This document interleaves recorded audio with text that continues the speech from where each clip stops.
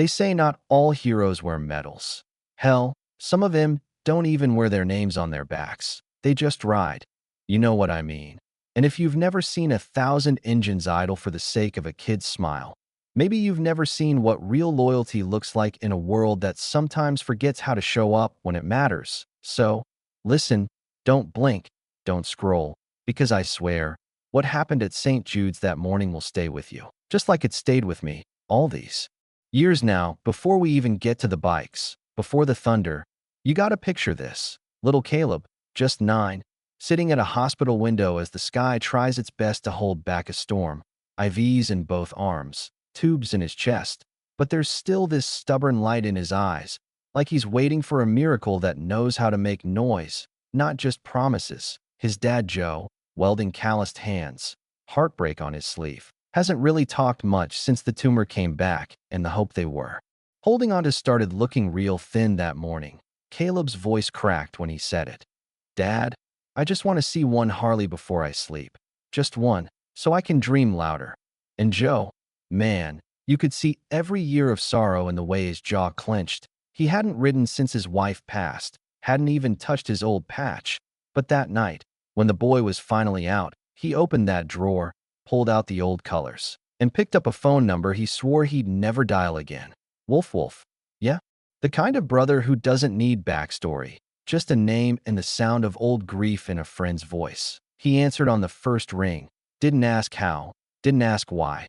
Just listen while Joe said, my boy's got one ride left. He wants to see a Harley. Tomorrow. Wolf just took a breath, long and rough, said, where's the kid? And when Joe said St. Jude's, room 402, there wasn't even a pause, just a low rumble. I'll handle it. Now, that's when things start to move. Wolf dusted off his own patch. Called Bear in Montana, Diesel in Kansas, Goose down in Tucson. One by one, he said, brother's boy needs to hear thunder. Tomorrow, St. Jude's. And you know what's wild? Nobody asked questions, not a single why, just, I'm on it. Or maybe, how bad? And Wolf never answered, just gave them the time. 8 a.m. sharp, ride quiet. No flags, no burnouts. Just show up with respect by midnight. Engines were firing up from every corner of the map. Men old and young, knees aching, hands stiff. Some hadn't ridden in years but still laced up boots like it was war. Not a war for glory, but a war against silence, against the kind of sorrow that makes you forget what loyalty feels like. Joe didn't sleep.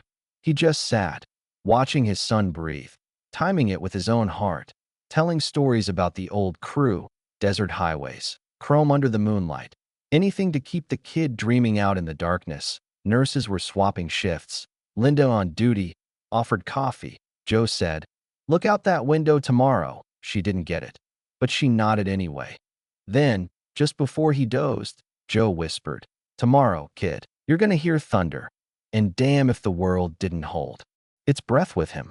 Meanwhile, highways filled with bikers. No convoys, no banners, just headlights glowing steady as they all pointed east. Truckers gave way. Cops didn't pull anyone over. The word had gotten out, and nobody wanted to be the one to stop something like this. By dawn, parking lots and alleyways near St. Jude's hummed with engines. Men sitting silent on their bikes, hands on the bars, eyes on the horizon, waiting when the sun finally cracked open the sky. Wolf pulled in first, Bear and Diesel flanking. Their Harleys not screaming, but growling low, a hymn made of steel. Nurses noticed first. Linda dropped her coffee, and then the window outside Caleb's room started to fill, chrome and patches, block after block until the hospital looked like it was guarded by giants. By 8:05. Over 10,000 riders stood shoulder to shoulder, Vietnam vets, young prospects, even rival MCs. All together, no music, no chanting, just a guttural hum, the kind of sound that makes your ribs rattle. Inside, Joe gently rolled Caleb to the window, IVs and all, and the boy could barely breathe. Dad, there's so many. Joe just wrapped him up, said, they came for you, bud, every single one down below. Wolf lifted his hand. Engine stopped. Then, one bike revved, respectful, another, then all, until 10,000 Harleys roared as one, not in chaos, but in honor. Tears ran down Caleb's face. Nurses cried. Even the janitor, a man who never looked up, dropped his mop and whispered, "I ain't never seen anything like this now." Here's the twist. When Caleb lifted his trembling hand to wave, the bikers didn't just wave back, didn't shout.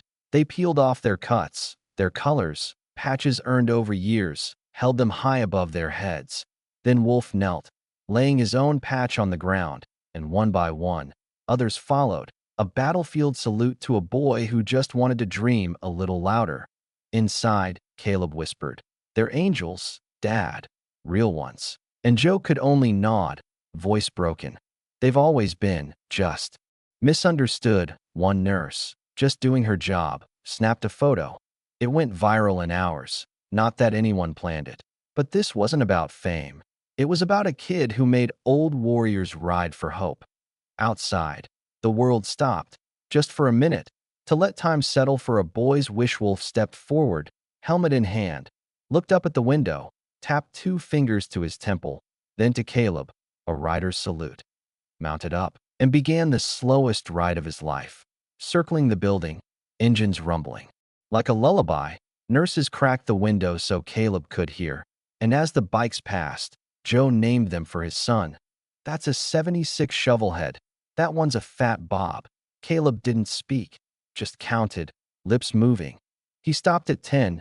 000. One old biker named Stickers held up a sign. One ride, one boy, all heart. No one clapped, but the air felt holy. When the last bike rolled by, Caleb asked, "Do they know how much this means?" And Joe said, "They know, son. They feel it more than they can say." The room smelled like antiseptic and motor oil. The walls felt warmer. A nurse brought a vest with an honorary patch, stitched just for Caleb. Outside, some riders stayed. One strummed a guitar, a bluesy lullaby floating up the walls when Wolf handed the nurse an envelope. For the boy. Inside was a letter, shaky handwriting. "Little Rider, you reminded us who we are. Not kings, not rebels, just men who ride for what matters. If you ride again, even in dreams, know we've got your 6." Caleb read it again and again, tracing the words. Joe asked, "You okay, buddy?" Caleb nodded. "Yeah, I think I am now." The surgery went ahead, and when Joe heard he's still here, he wept, quiet and shaking, as the doctor said. That kid had something with him in there. Never seen anything like it. Joe just smiled. Thunder. And the doctor didn't get it. But that's all right. Weeks later, Caleb walked out of St. Jude's with a cane in one hand, helmet in the other. Waiting at the curb, Wolf leaned against Joe's old road glide. Figured the kid might want to ride. Joe choked up. "You didn't have to." Wolf shrugged. "None of us had to. But that ain't the point, is it?" Caleb just stared. "She's beautiful. Not ready to ride." But soon back home, the old room was gone. Now there was a shadow box with the vest, the patch, and a photo. No faces, just boots and chrome outside St. Jude's. Caleb sketched himself on a bike. "Me. When I grow up." Joe promised, "You will." And every night, if the wind was right, Caleb swore he could still hear it. The low thrum of thunder. Calling his name, he got stronger. By spring, the cane stayed home, and at the county fair, the local chapter raffled a 58 panhead for veterans' kids. When Red Dog handed Caleb a nameplate, "Little Rider, forever 10K, he clipped it to his jeans, and every man took off his hat.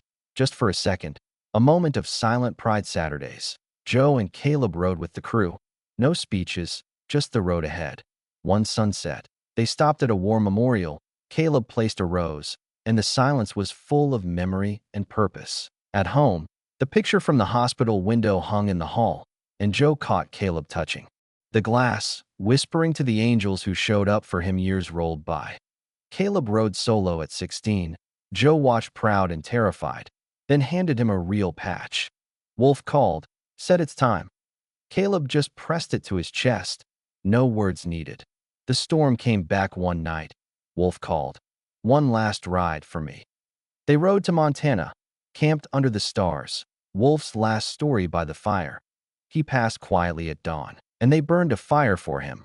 Let his vest ride the wind. Caleb grew into his boots. Joe grew into his rest. And on Joe's 65th birthday, Caleb rebuilt the 76 Shovelhead, two bikes side by side, riding slow past every memory. Some rides aren't about rules. They're about remembering who you are, and if you ever find yourself in a roadside diner, see a photograph of a boy waving from a hospital window above a wall of chrome. Ask the man at the counter, he'll tell you. That was me once. I asked to see one bike, and 10,000 showed up in silence. And if you're lucky, maybe you'll catch the echo as you ride away. The reminder that there are still men and women out there who answer thunder with silence. If this story moved you, if it reminded you of someone you love or a moment you still carry, drop a comment, share where you're watching from, and tell us, what does loyalty look like to you? What does real justice mean in your life? Like, subscribe, and keep the story alive, because sometimes the loudest love is the one that rides in silence. Ride safe, ride proud, and never ride alone.